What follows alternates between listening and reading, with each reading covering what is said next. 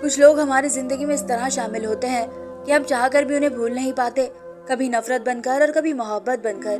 वो हमारे दिल में हमेशा के लिए कैद हो जाते हैं, हमें हर सांस के साथ याद आते हैं। कभी ये याद बहुत ज्यादा तकलीफ भरी होती है तो कभी बहुत मीठी होती है। ये यादें किसी भी वक्त आपके दिमाग में, दिल में आकर आपकी खुशी को गमों के एहसास में बदल कर रख देती है। खुशी के लम्हों में किसी दुख का याद आ जाना आपकी सारी खुशी को खराब कर देता है। आपको समझ नहीं आती आप अपनी खुशी मनाएं या याद आ जाने वाले दुख का मातम करें। मैं भी इस वक्त ऐसे ही परेशानी में डूब जाती हूँ। समझ नहीं आती खुशी मनाऊं या गम का इजहार करूं। कुछ लोग आपकी जिंदगी में मोहब्बत और कुछ लोग नफरत की सौगात लेकर आते हैं। लोग तो चले जाते हैं मगर उनकी दी हुई नफरतें और मोहब्बतें हमेशा याद रह जाती है, जो पल पल आपके दिल को याद रहती है। मेरे दिल में भी ऐसे दो लोगों की यादें बसी हुई थी, जो कभी मेरी आंखों में नमी और लबों पर मुस्कान बनकर बिखर जाती और कभी खुशी के खूबसूरत लम्हों को भी खराब कर देती है। मेरा पति जुआ खेलता था और जुए में अपना सब कुछ खो चुका था। घर, जमीन, जायदाद, कुछ भी नहीं बचा था। मगर मैं नहीं जानती थी इतना नुकसान उठाने के बाद भी जुए की लत इसकी जान नहीं छोड़ने वाली, और ना ही मेरा पति जुआ खेलना छोड़ना चाहता था। अब की बार इसने जो कुछ जुए में हारा था उसने मेरे पाँव के नीचे से जमीन निकाल दी थी। मुझे अपने कानों पर यकीन नहीं आ रहा था। मैं हैरत से गूंगी होकर सामने वाले आदमी का मुंह देख रही थी, जिसकी पहली बात ही मैंने सुनी थी। इसके बाद मेरा दिल और दिमाग सुन्न हो गया था और मैं कुछ भी सोचने समझने से अनजान थी। मुझे यकीन नहीं आ रहा था कि जो कुछ अल्फाज वो कह रहा था वो सच है। तभी मैंने सख्ती से उसकी बात मानने से इनकार कर दिया। अगर सारी दुनिया मिलकर मुझे ये बात बोलने लग जाती तब भी मैं उनकी बात का यकीन नहीं करती। कभी कभी आपका अंधा यकीन भी आपको ले डूबता है। मेरा यकीन भी मुझे ले डूबा था। मैंने बहुत सोच समझकर जो फैसला किया था और यही सोचा था कि मेरा फैसला सही होगा और मुझे आगे चलकर कोई परेशानी नहीं होगी। मेरे सारे इरादे और फैसले धरे के धरे रह गए थे। मेरी सारी प्लानिंग नाकाम हो गई थी। भले मेरा पति जमीन, जायदाद और रुपया, पैसा, कारोबार, जेवरात सब कुछ जुए में हार चुका था, इसके बावजूद मुझे थोड़ी बहुत उम्मीद थी कि वह सुधर जाएगा और दोबारा सब कुछ बना लेगा, क्योंकि इस जमाने के तमाम रंग ढंग के बारे में बहुत अच्छी तरीके से पता था। वह 2 को 4 और 4 को 8 करना बहुत अच्छे तरीके से जानता था। जल्द या देर से उसे अपनी गलती का एहसास होता। वो फिर इसे जमा करके फिर से अपना पहले जैसा मुकाम वापस बना लेता। मगर यहाँ मेरी सोच बहुत ही ज्यादा गलत थी। मेरा पति अलमारी में जमीन के कागजात ढूंढ रहा था। जब मैं इसके पीछे आ खड़ी हुई मैंने इसे बहुत मोहब्बत से पूछा कि वह क्या ढूंढ रहा है। मुझे लगा था कि गुस्सा करने की बजाय अब मुझे इससे मोहब्बत से काम लेना होगा, इसलिए मैं इससे बहुत प्यार से बात कर रही थी। मगर जवाब में वह मुझे काट खाने को दौड़ रहे थे। जब मैंने इसके हाथों में जमीन के कागजात देखे तो मैं समझ गई कि वह आज जुए में जमीन हार चुके हैं। मैं नहीं चाहती थी कि अपना सब कुछ इस लत के हाथों मजबूर होकर लुटा दे, मगर वो मुझे धक्का देकर कागजात लेकर ये जा और वो जा हो गए थे और मैं बस इसका मुंह ही देखती रह गई। मेरे पति के साथ मेरी पसंद की शादी हुई थी। मुझे इससे मोहब्बत हो गई थी और एक वजह और भी थी जिसने मुझे इसके साथ शादी करने पर मजबूर कर दिया। मेरी इससे शादी हो गई। शादी के शुरू दिन बहुत अच्छे गुजरे थे, मगर फिर मुझे जल्दी पता चल गया कि इसे जुए की लत है। मैं कुछ दिन तो परेशान रही, मगर फिर मैंने इस बात को भी नजरअंदाज कर दिया, क्योंकि मुझे लगता था कि ये जुए का शौकीन है जो जल्दी खत्म हो जाएगा। मगर यहाँ मैं गलत थी। हम बिल्कुल कंगाल हो चुके थे। जुए की लत ने मेरे पति को कहीं का नहीं छोड़ा था। सब कुछ तबाह बर्बाद हो गया था। हमारी जमीन, जायदाद, घर का कीमती सामान, जेवरात सब कुछ बिक चुका था। घर में कोई भी कीमती चीज नहीं बची थी, क्योंकि मेरा पति एक के बाद एक सब चीज जुए में हारता चला जा रहा था। वो बार बार जुआ खेलने बैठ जाता और सोचता कि जो सामान लुट चुका है वह सब वापस ले आएगा, मगर ऐसा ना होता। वह जो नया सामान जुए में लगाता वो भी सब हार चुका होता। मैं सब्जी और घर का खत्म हुआ कुछ राशन लेने के लिए घर से बाहर निकली थी, मगर सब लोग मुझे अजीब अंदाज से देख रहे थे और मेरी तरफ देखकर आपस में बातें कर रहे थे। मैं जानती थी कि सब जानते हैं मैं एक जुआ खेलने वाले की बीवी हूँ, मगर इससे पहले भी मैं मोहल्ले में आती जाती रही हूँ। कोई भी मुझे देखकर इस तरह से चुपके चुपके बातें नहीं किया करता था, मगर आज सब लोगों का ऐसी अजीब नजरों से मेरी तरफ देखना मुझे आने वाले किसी नए खतरे से खबरदार कर रहा था। मैं जल्द ही सब्जी खरीद कर वापस आ गई। घर का जो राशन वगैरह लेने गई थी वो भी ना लेकर आई, क्योंकि मैं लोगों की बातों से घबरा रही थी। आसपास के माहौल से बेखबर रहना मेरी बहुत बुरी आदत थी और अपनी बेखबरी में मैंने अपने आप को नुकसान पहुंचा दिया था। जब मुझे पता चला तो बहुत देर हो चुकी थी।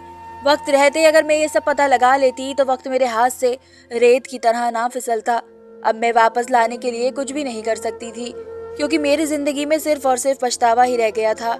हमारी गली में एक बहुत बड़ी गाड़ी आकर रुकी। सब लोग अपने घरों के दरवाजे खिड़कियों से सर निकाल कर इस गाड़ी की तरफ देख रहे थे। गाड़ी में से एक सूट बूट वाला आदमी बाहर निकला। अपने हुलिये से वो कोई बहुत बड़े आदमी का सिक्योरिटी गार्ड लग रहा था। उसने मेरे दरवाजे पर दस्तक दी। मैंने दरवाजा खोला तो उसे देखकर हैरान रह गई। इतने बड़े आदमी का हमारे घर में क्या काम हो सकता है? मगर इस सिक्योरिटी गार्ड ने मुझे जो पैगाम दिया था उसने मेरी दुनिया हिला कर रख दी थी। मेरी आंखों के आगे अंधेरा छा गया था। अब मुझे समझ में आ रहा था लोग इस दिन मुझे देखकर सरगोशियों की बातें क्यों कर रहे थे। वो सब जानते थे कि मेरा पति मुझे जुए में हार चुका है। मेरी दुनिया लुट गई थी। मेरा मान टूट गया था। मुझे लगता था कि मेरा पति जितना भी बुरा ही सही, मगर वह ऐसा मेरे साथ कभी कर ही नहीं सकता था। बल्कि ऐसी बात तो मेरे दिमाग में कभी आई नहीं थी। मगर मैं भूल गई थी कि जुए की लत इंसान को कहीं का नहीं छोड़ती। वो नस्लों की नस्लें तबाह कर देती है। जुआ खेलने वाला आदमी बहुत ही ज्यादा नाकाबिल एतबार होता है। इंसान को कभी भी उस पर भरोसा नहीं करना चाहिए, वरना वो आपका नुकसान करके चला जाता है और आप हाथ मलते रह जाते हैं। मुझे जिंदगी ने ये सबक बहुत देर से सिखाया था। अब तो मैं बिल्कुल खाली हाथ रह गई थी। मेरा पति जुए में मुझे ही हार कर आ गया, मगर मुझे इस बात की कोई खबर नहीं थी। एक दिन बड़ी गाड़ी में एक आदमी आया और मुझे कहने लगा कि मेरा पति मुझे जुए में हार चुका है। मैंने इसकी बात पर यकीन नहीं किया था, मगर मोहल्ले के लोगों से इस बात का यकीन हो चुका था। मैं उनके साथ नहीं जाना चाहती थी, मगर वे लोग जबरदस्ती मुझे उठाकर गाड़ी में डालकर ले गए। उन्होंने मुझे एक घर में जाकर छोड़ दिया था। हर तरफ सिक्योरिटी थी। मैं वहां से बाहर नहीं निकल सकती थी। पूरा दिन गुजर गया। शाम को एक औरत आई। उसने मुझे कपड़े देकर कहा कि उन्हें पहनकर तैयार हो जाना, शाम को हमारे बॉस तुमसे मिलने आएंगे। शाम को जब उनका बॉस मुझसे मिलने आया तो उसे देखकर मेरे पैरों के नीचे से जमीन निकल गई, क्योंकि उसे मैं अच्छी तरह से जानती थी। वह तो मेरा जो कुछ लगता था उस बारे में किसी ने भी कभी सोचा भी ना होगा। वो यहाँ मेरे सामने कैसे था? मैं हैरान सी होकर उसे देख रही थी और मेरे दिमाग में बस यही सोच चल रही थी। मेरा नाम सुमन है। मुझसे बड़ी एक बहन और 2 छोटे भाई थे। मेरे बाबा एक सरकारी दफ्तर में क्लर्क थे। मेरे बाबा एक ईमानदार शख्स थे। वो ईमानदारी से काम करते थे और अपने बच्चों का पेट पाल रहे थे। मुझे अपने घर का खामोश माहौल बहुत ही अजीब सा लगता था। मेरे बाबा ने गरीबों के बावजूद हम तमाम बहन भाइयों को उनकी मर्जी के मुताबिक पढ़ाया लिखाया था। मेरी बहन अच्छी उम्र की थी, वो मास्टर्स कर रही थी, जबकि मेरा पढ़ाई में कुछ खास दिल नहीं लगता था। बस कॉलेज जाने के शौक ने मुझे पढ़ाई जारी रखने पर मजबूर किया हुआ था। फिर कॉलेज जाने के शौक में एक और शौक शामिल हो गया। मुझे हमारे ही कॉलेज का एक अमीर ज्यादा लड़का जैन बहुत ज्यादा पसंद करने लगा। जल्दी मुझे भी उससे मोहब्बत हो गई, मगर एक वजह और भी थी जो मुझे इसकी तरफ खींच रही थी, और वह थी इसकी बेशुमार दौलत। इसकी दौलत ने मुझे इसका दीवाना कर दिया था, क्योंकि घर की गरीबी के माहौल से मैं बहुत तंग थी। जल्दी हम दोनों कॉलेज में ही रांझा के जोड़े के नाम से मशहूर हो गए। जैन एक पल भी मेरे बगैर नहीं रहता था। हम सारा दिन क्लासेस बंक किए एक दूसरे के साथ घूमते फिरते रहते और छुट्टी के वक्त अपने अपने घरों को चले जाते, जहां हमारा मोबाइल फोन के जरिए बात होती थी। कुछ दिन बाद हमारे ही कॉलेज के एक दूसरे लड़के ने हमारे रिलेशनशिप के बारे में जानते हुए भी मुझे प्रपोज कर दिया। वो गरीब लड़का था जिसका बाप सालों पहले ही मर चुका था। उसकी माँ ने मेहनत मजदूरी करके उसे पढ़ाई दिलवाई थी। वो खुद यूनिवर्सिटी के बाद एक रेस्टोरेंट में जॉब करता था, मगर उसकी एक बहुत अच्छी आदत थी कि वह हर बार टॉप करता था। हमारी क्लास का सबसे ज्यादा दिमागी लड़का था। उसका नाम राहुल था। इसकी आंखों में मैंने अपने लिए बेपनाह मोहब्बत देखी थी, मगर मैं जानबूझकर इससे नजरें चुराती थी, क्योंकि वह मुझे सिर्फ मोहब्बत दे सकता था। इसके पास मुझे देने को और कुछ नहीं था, जबकि जैन मुझे मोहब्बत और दौलत दोनों दे सकता था। मैं नहीं जानती थी कब वह मुझे दिल दे बैठा और मुझसे मोहब्बत करने लगा। अगर वो गरीब ना होता तो मेरी पहली चॉइस वही था। जैन को भी मैंने इसकी दौलत की वजह से चुना था। मोहब्बत तो मुझे उससे बहुत बाद में हुई थी, मगर इसका मेरी तरफ ध्यान होना जैन को गुस्सा दिलाता था। जैन पढ़ाई खत्म होने के बाद मुझसे शादी करने का इरादा रखता था। इस वाकये ने उसे इतना परेशान किया कि इसने अगले ही दिन मेरे घर में अपना रिश्ता भेज दिया। मेरी माँ बड़ी बेटी के होते छोटी की शादी करने के हक में नहीं थी, मगर मेरे बाप ने मेरी आंखों में बगावत देखते हुए इस रिश्ते के लिए हाँ कर दी और कुछ दिनों में मेरी सादगी से शादी करके मुझे सैन के संग विदा कर दिया। सब कुछ अच्छे से हो गया था। मुझे तो यकीन ही नहीं आ रहा था। मुझे ऐसा लगता था कि मैं कोई ख्वाब देख रही हूँ। अभी यहाँ आँख खुलेगी और ख्वाब खत्म हो जाएगा, मगर वो सब सच था। घर, बंगला, गाड़ी, पैसा सब देखकर मुझ में बहुत ही घमंड सा आ गया था। मैं अकड़ कर चलती थी। शायद मेरी यही अकड़ और घमंड ऊपर वाले को पसंद नहीं आई। और मैं मुंह के बल गिर गई थी। और जब मेरी आंख खुली तो बहुत देर हो चुकी थी। वक्त हाथों से फिसल चुका था। रेत की दीवार की तरह मेरे ख्वाबों का महल जमीन में गड़ गया था। हर चमकती हुई चीज सोना नहीं होती। मैंने भी चमकती हुई चीज को सोना समझ लिया था, मगर वह तो पत्थर निकला था। शादी के कुछ ही वक्त बाद मुझे अंदाजा हो चुका था कि जैन शराब पीता है और जुए जैसी बुरी लत में पड़ चुका है। मैं अपने पति के शराब पीने की आदत से बहुत ज्यादा तंग थी। मुझे शराब की बदबू बिल्कुल अच्छी नहीं लगती थी। मैं उसे रोकती थी कि शराब मत पियो, मगर बाद में मुझे पता चला शराब इतनी खतरनाक चीज नहीं जितना ये जुआ है। जैन के पास बहुत पैसा था, दौलत थी, घर, गाड़ी, मगर इस जुए की वजह से वो अपना सब कुछ खो बैठे थे। जैन का कोई भाई नहीं था। वो अपने माँ बाप का इकलौता बेटा था और इसकी 2 बहनें थी जो शादीशुदा थी और अपने घरों में अपने पति और बच्चों के साथ खुश थी। जैन के माँ बाप का देहांत हो गया था तो उसे खुली छूट मिल गई।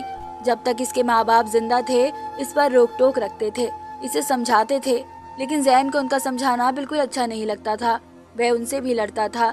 जैन के माँ बाप अपने इकलौते बेटे की हालत देखकर बहुत उदास होते थे। वह दोनों हर वक्त उदास रहते थे और रोते रहते थे। ये गम दोनों को अंदर से दीमक की तरह चाट गया और वे लोग ये दुनिया छोड़कर चले गए। मगर मैं जिंदा थी और ये सब झेल रही थी और बर्दाश्त कर रही थी। न जाने मेरी किस्मत में और क्या क्या देखना लिखा था, लेकिन ये मेरा अपना फैसला था, इसलिए मैं किसी को भी इल्जाम नहीं दे सकती थी। हर वक्त दुआएं करती रहती थी कि अमन रास्ते पर आ जाए। रोज दुआ करती थी, लेकिन शायद मेरी दुआओं में कोई असर नहीं था। रोज कोई न कोई चीज जुए में हारा करता था। मैं बहुत परेशान रहने लगी थी। अब मैं जैन को छोड़ भी नहीं सकती थी क्योंकि हमारी पसंद की शादी थी। अब मुझे हर हाल में मजबूरी में ये रिश्ता निभाना था। जैन की जुआ खेलने की वजह से हमारी हालत बहुत ज्यादा खराब हो गई थी। इसने ऐसी कोई चीज नहीं छोड़ी थी, यहाँ तक कि घर का सामान भी बेच दिया था। मगर फिर भी मुझे उम्मीद थी कि शायद जैन कभी सुधर जाएगा, मगर ये सिर्फ मेरा वहम था। सब कुछ लुटाने के बाद जैन के पास ऐसी कोई कीमती चीज नहीं बची थी कि जिसे वह जुए में लुटाए, इसलिए वह मुझे जुए में हार गया। उसने अपने घर में मौजूद चीजों की तरह मुझे भी जुए में बेच दिया। मैं बहुत तकलीफ में थी। मेरा सोचना बिल्कुल गलत निकला था। अब मेरे दिल में इस दूसरे गरीब लड़के राहुल का ख्याल आता। मुझे लग रहा था मुझे उसकी बद्दुआ लगी है। जैन से अच्छा था मैं इस गरीब लड़के से शादी करती, मगर मेरी बदकिस्मती थी जो मैं पैसे के पीछे अपना नुकसान कर गई। यही इसकी सजा थी। कोई मेरी मदद करने को तैयार नहीं था। वह लोग जबरदस्ती मुझे अपने साथ गाड़ी में लेकर जा रहे थे। मैं उन लोगों की मिन्नतें कर रही थी कि मुझे छोड़ दो, मुझे जाने दो, मगर वह लोग मेरे कहे में नहीं आए थे, मेरी बात ही नहीं सुन रहे थे। मुझे बहुत डर लग रहा था। न जाने मेरे साथ क्या होने वाला था, न जाने मैं किस दरिंदे के हाथ लगी थी, वो मेरा क्या हश्र करता। ये सोचकर ही मुझे हौल उठ रही थी। मगर जब मुझे अंदर ले जाया गया, अंदर जो शख्स खड़ा हुआ था इसको देखकर मैं हैरान परेशान रह गई। वह कोई और नहीं, मेरे कॉलेज का लड़का राहुल था। राहुल को देखकर कुछ देर तक तो मैं कुछ बोल ही नहीं पाई। अगले ही पल मुझे ख्याल आया कि यहाँ इतने बड़े और शानदार घर में क्या कर रहा है। तभी राहुल मुझे हैरान देखकर बोल पड़ा, तुम क्या देख रही हो? यही सोच रही होगी ना कि मुझ जैसा गरीब इंसान इतने बड़े बंगले में क्या कर रहा है। तुम्हें ज्यादा परेशान होने की जरूरत नहीं है। ये बंगला किसी और का नहीं, मेरा है। और ये जिस गाड़ी में तुम बैठकर यहाँ आई हो वो गाड़ी भी मेरी है। और ये सारे गार्ड्स तुम्हें नजर आ रहे हैं, ये सब भी मेरे हैं। ये सब मैंने अपनी मेहनत और बलबूते पर कमाया है। तुम चाहती तो और थोड़ा सा सब्र कर सकती थी।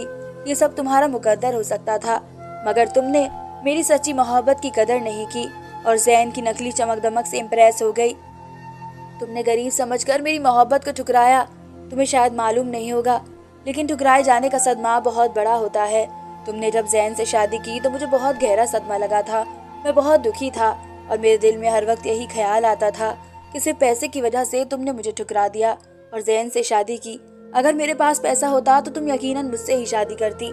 तुम जैसी लड़कियों की नजर में पैसा ही सब कुछ होता है। अब तुम मुझे बताओ, वो पैसे कहाँ गए जिसे देखकर तुमने जैन से शादी की थी?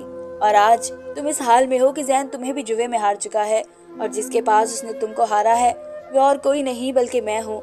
मेरे पास बोलने को कुछ नहीं था। मैं बस खाली आंखों से राहुल को देखते जा रही थी। मेरे पास कुछ बोलने को रह ही नहीं गया था। राहुल के एक एक लफ्ज सही थे। वो सच बोल रहा था। पैसे की वजह से मैंने जैन से शादी की थी, लेकिन पैसा तो जैन ने अपने हाथों से ही गवा दिया था। अब वो मेरी इज्जत भी दांव पर लगा चुका था। मगर मुझे हैरत इस बात पर नहीं थी कि जैन मुझे जुए में हार बैठा था। मेरे दिल में एक ख्याल शुरू से था कि कभी ना कभी ऐसा भी हो सकता है कि जैन मुझे भी जुए में हार जाए और मेरी इज्जत के साथ। मगर हैरत मुझे इस बात पर थी कि राहुल जुआ खेलता था। राहुल शायद मेरी आंखों में इस सवाल को पढ़ चुका था इसलिए वह बोला, तुम्हें ज्यादा हैरान होने की जरूरत नहीं है, मैं जुआ नहीं खेलता हूँ, मैं ऐसे गलत काम नहीं करता हूँ। तुमने जब मुझे ठुकरा दिया तो मैंने बहुत ही मेहनत की और ये तुम्हारे ठुकराने का ही नतीजा है कि आज मैं इस मुकाम पर पहुँच गया हूँ।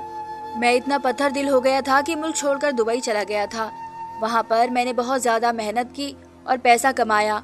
जब मैं दुबई से वापस आया तब मुझे मेरे दोस्त ने बताया कि जैन बुरी तरह से जुए की लत में गिरफ्तार हो चुका था और इसने अपना सब कुछ बेच दिया है। तब मुझे तुम्हारा ख्याल आया। मैं देखना चाहता था कि तुम किस हाल में हो।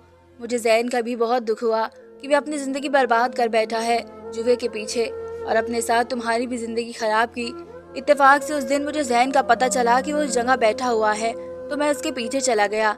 उसके सामने अजनबी की तरह बैठ गया और मैं नशे की हालत में इस कदर दुखी था कि मुझे पहचान ही नहीं सका। उसने मुझसे कहा कि मैं तुम्हारे साथ जुआ खेलना चाहता हूँ और मेरे साथ खेलने लगा और वह हार गया। जब मैंने उससे कहा कि तुम्हारे पास मुझे देने के लिए क्या है, तब उसने कहा कि मेरी बीवी घर में है, मैं इसको बेचता हूँ, आप उसे ले जाए। मुझे जब गुस्सा आया, जैन अपने होश हवास में नहीं था।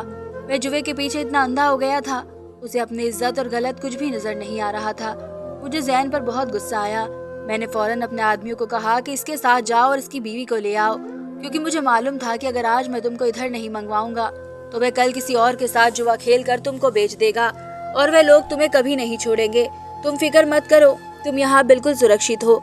तुम चाहो तो अपने माँ बाप के घर वापस जा सकती हो, मगर मैं तुम्हें जैन के साथ हरगिज जाने नहीं दूंगा। माना कि मेरे दिल में तुम्हारे लिए वो जज्बात नहीं रहे, मगर फिर भी मैं नहीं चाहता कोई भी औरत इस तरह अपनी इज्जत गवाए। इसकी हर बात मुझे हैरान कर रही थी। मेरे होठ हिलाने से नहीं हिल रहे थे, मुझसे एक लफ्ज बोला नहीं जा रहा था।